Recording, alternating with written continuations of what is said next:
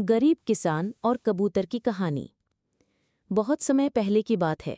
एक छोटे से गांव में रामलाल नाम का एक गरीब किसान रहता था।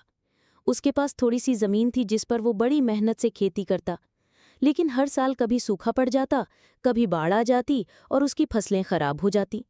फिर भी वो ईमानदारी से मेहनत करता और भगवान पर भरोसा रखता। एक ठंडी सर्दी की रात को रामलाल अपनी झोपड़ी में चूल्हे के पास बैठा था। अचानक उसने दरवाजे पर फड़फड़ाहट की आवाज सुनी। जाकर देखा तो बाहर एक कबूतर कांपता हुआ बैठा था। उसके पंख भीग चुके थे और ठंड से वो मरने जैसा हो रहा था। रामलाल ने सोचा, मेरे पास तो खाने को भी मुश्किल से है, पर अगर इस बेचारे को बाहर छोड़ दिया तो ये जीवित नहीं बचेगा। उसने कबूतर को उठाकर अपने कपड़ों में छुपा लिया, आग के पास बैठाया और कुछ दाने निकालकर उसे खिला दिए। कबूतर धीरे धीरे संभल गया और उसकी आंखों में चमक लौट आई। सुबह होते ही कबूतर उड़ गया।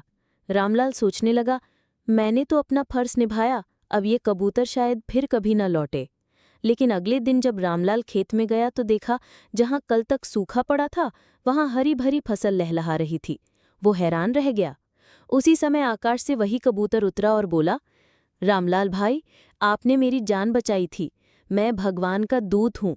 आपकी दया और भलाई देखकर भगवान ने आपके खेत को भरपूर फसल से नवाजा है। रामलाल की आंखों में आंसू आ गए। उसने कबूतर को हाथ जोड़कर धन्यवाद किया। उस दिन के बाद से उसका जीवन बदल गया। वो गांव का सबसे नेक और मददगार किसान कहलाने लगा।